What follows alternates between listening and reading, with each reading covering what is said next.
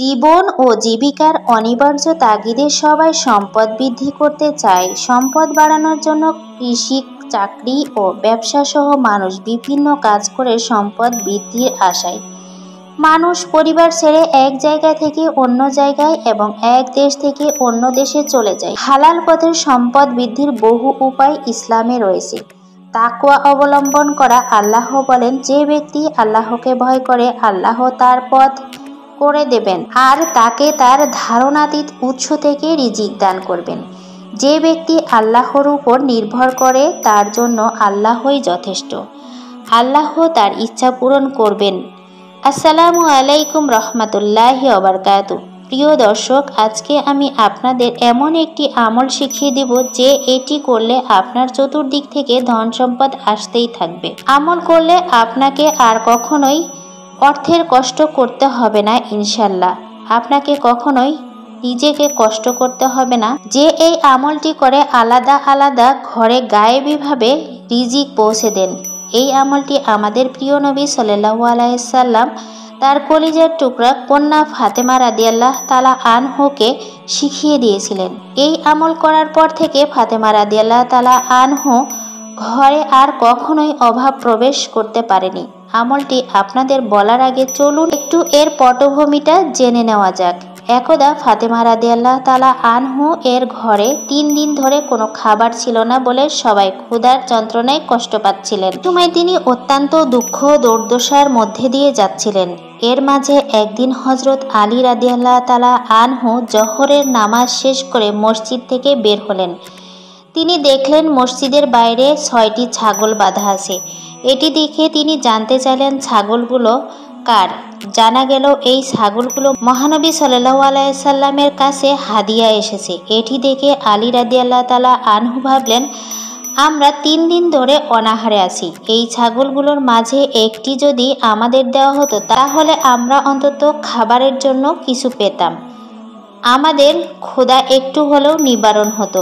এইসব ভেবে ভেবে তিনি বাড়ি চলে গেলেন এবং ফাতেমা রাদিয়াল্লাহু তাআলা আনহুকে পুরো ঘটনাটি বললেন। আমার বিশ্বাস বিশ্বনবী সাল্লাল্লাহু আলাইহি সাল্লাম যদি আমাদের এই দুর্দশার কথা শোনেন তবে তিনি তাদের একটি ছাগল দিতে দ্বিতীয়বার ভাববেন না। তুমি ওনার কাছে যাও এবং ওনার সাথে কথা বলো, আমাদের জন্য একটি ছাগল নিয়ে আসো। এতে করে কয়েকদিনের জন্য হলো আমাদের ক্ষুধা নিবারণ হবে। অতঃপর সেই দিন আসরের নামাজ শেষ করে স্বামীর কথায় ফাতেমা নবী সাল্লাল্লাহু আলাইহি সাল্লামের বাড়িতে গেলেন একটি ছাগল নিয়ে আসার জন্য। তিনি বিশ্ব নবী সাল্লাল্লাহু আলাইহি সাল্লামের বাড়িতে গিয়ে তাকে বললেন, আব্বাজান, আমি শুনেছি আপনি 6টি ছাগল হাদিয়া হিসেবে পেয়েছেন। তার মধ্যে একটি ছাগল যদি আমাকে দেওয়া হতো তাহলে খুব ভালো হতো। আমি গত 3 দিন ধরে অনাহারে আছি।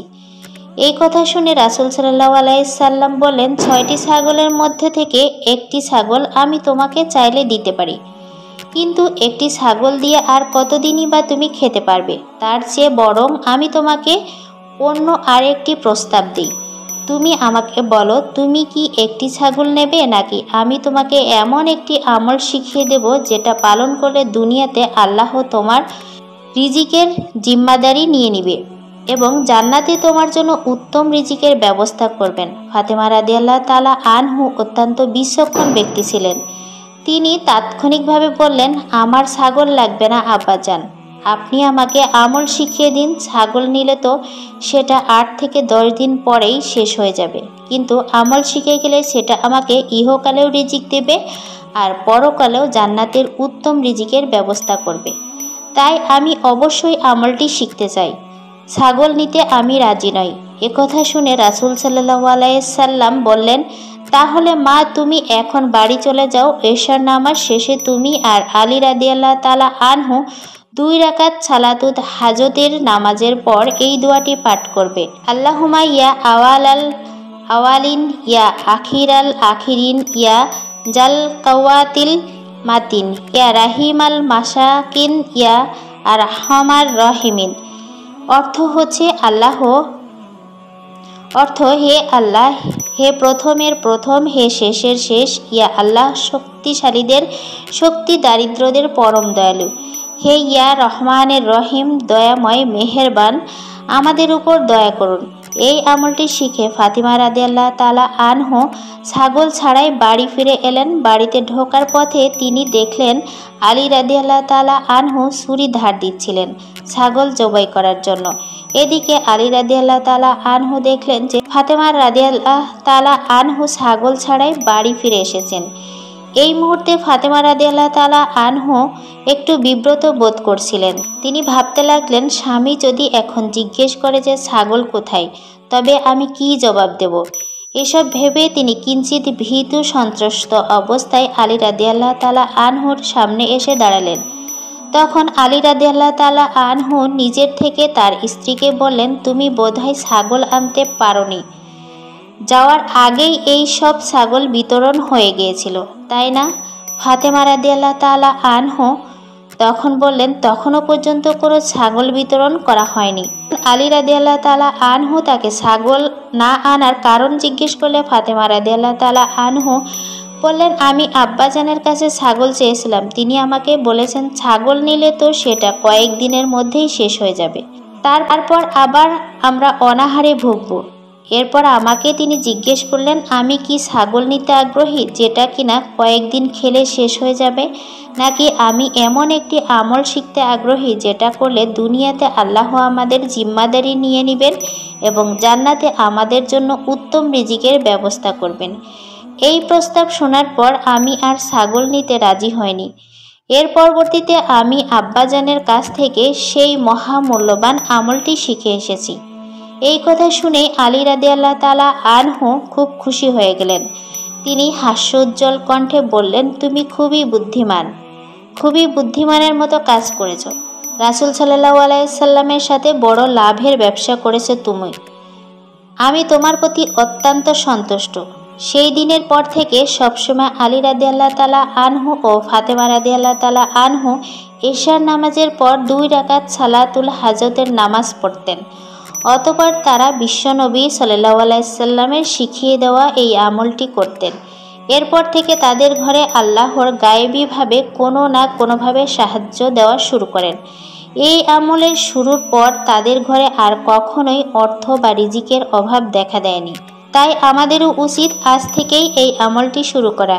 এটি বেশি বেশি করলে আল্লাহ তাআলা আমাদের সংসারেও বৃষ্টির মতো তার রহমত বর্ষণ করবেন, আমাদের রিজিক দিবেন, অর্থ দিবেন। দৃঢ় ঈমানের সাথে আমল করলে আমাদেরকেও জীবনে আর কখনো অর্থ বা রিজিক নিয়ে চিন্তিত হতে হবে না, কেননা তখন আল্লাহই আমাদের গায়েবীভাবে সাহায্য করবেন ইনশাআল্লাহ। হে আল্লাহ, আপনি আমাদের সকলকে এই আমলটি যথাযথভাবে করার তৌফিক দান করুন। ধন সম্পদ বৃদ্ধির জন্য আরও কিছু আমলের কথা চলুন শুনে আসি। আল্লাহর কাছে ক্ষমা চাওয়া। নূহ আলাইহিস সালামের জবাবে পবিত্র কোরআনে এসেছে, আমি বললাম তোমাদের রবের কাছে, তিনি তো মহা ক্ষমাশীল। তিনি তোমাদের জন্য প্রচুর বৃষ্টি বর্ষণ করবেন, তিনি তোমাদের সমৃদ্ধ করবেন ধন সম্পদ ও সন্তান সন্ততিতে এবং তোমাদের জন্য স্থাপন করবেন দান ও প্রবাহিত করবেন নদী নালা। সূরা নূর আয়াত 10 থেকে 12। তওবা করা। তওবার অর্থ হচ্ছে পাপকে ঘৃণিত কর্ম জ্ঞান করে বর্জন করা, নিজে ভুলের জন্য লজ্জিত হওয়া এবং ভবিষ্যতে তা না করার দৃঢ় প্রতিজ্ঞা করা। হুদ আলাইহিস সালামের ভাষায় কোরআনে এসেছে, হে আমার জাতি, তোমরা তোমাদের রবের কাছে ক্ষমা প্রার্থনা করো, অতঃপর তার দিকে নিবিষ্ট হও। তিনি তোমাদের উপর প্রচুর বৃষ্টি বর্ষণ করবেন এবং তোমাদের শক্তি বর্ধিত করে দিবেন, আর তোমরা অপরাধী হয়ে মুখ ফিরিয়ে নিও না। সূরা হুদ আয়াত 52। আল্লাহর উপর ভরসা করা। শুধু আল্লাহর উপর আন্তরিক নির্ভরতার নাম ভরসা। ওমর ইবনুল খাত্তাব রাদিয়াল্লাহু তাআলা আনহু থেকে বর্ণিত, রাসূল সাল্লাল্লাহু আলাইহি সাল্লাম বলেছেন, তোমরা যদি আল্লাহর উপর যথাযথ ভরসা করো তাহলে তোমাদের জীবিকা দেওয়া হবে সেভাবেই যেভাবে পাখির প্রাপ্ত হয়। পাখি সকালে ক্ষুধার্ত অবস্থায় বের হয় এবং পেট পূরণ হলে সন্ধ্যায় বাসায় ফিরে। তিরমিজি হাদিস 2344। যথাযথভাবে আল্লাহর ইবাদত করা ইবাদত রিজিকে বরকত আনে। মহান আল্লাহ বলেন, আর যদি তারা তাওরাত ও ইনজিল এবং যে কিতাব কুরআন তাদের রবের পক্ষ থেকে তাদের প্রতি অবতীর্ণ হয়েছে তার যথারীতি আমলকারী হতো, তাহলে তার উপর আকাশ থেকে এবং পায়ের নিচের জমিন থেকে প্রাচুর্যের সঙ্গে ভক্ষণ করত। তাদের একদল তো সরল পথের প্রতীক, আর তোমাদের বেশিরভাগ এমন যে তোমাদের কার্যকলাপের প্রতি জঘন্য। সূরা মাইদা আয়াত ৬৬। শুকরিয়া জ্ঞাপন করা কৃতজ্ঞতার সম্পদ বৃদ্ধি করে। পবিত্র কোরআনে এসেছে, স্মরণ করো সে সময়ের কথা যখন তোমাদের রব ঘোষণা করবেন, তোমরা কৃতজ্ঞ হলে তোমাদের অবশ্যই বাড়িয়ে দেব, আর অকৃতজ্ঞ হলে অবশ্যই আমার শাস্তি বড় কঠোর। সূরা ইব্রাহিম আয়াত ৭। কাজে হাসানা প্রদান করা। আল্লাহ তাআলা বলেন, দানশীল পুরুষ, দানশীল নারী এবং যারা আল্লাহকে উত্তম ঋণ দান করে তাদের দেওয়া হবে বহু গুণ বেশি এবং তাদের জন্য আছে মহা পুরস্কার। সূরা হাদীদ আয়াত ১৮। আল্লাহর রাস্তায় ব্যয় করা। আল্লাহর রাস্তায় ব্যয় করলে আল্লাহর সম্পদ বাড়িয়ে দেন। এই মর্মে আল্লাহ তাআলা বলেন, বলে দাও আমার রব তার বান্দাদের মধ্যে যাকে ইচ্ছা তার রিজিক বাড়িয়ে দেন এবং যাকে ইচ্ছা সীমিত পরিমাণে দেন। তোমরা যা ব্যয় করবে তিনি তার প্রতিদান দেবেন। তিনি শ্রেষ্ঠ রিজিকদাতা। সূরা সাবা আয়াত ৩৯। প্রিয় দর্শক, জানার সাথে দাওয়াতে কাজের সাথে ভিডিওটি বেশি বেশি শেয়ার করুন। হতে পারে আপনার একটি শেয়ার বহু মানুষ উপকৃত হবে ইনশাআল্লাহ।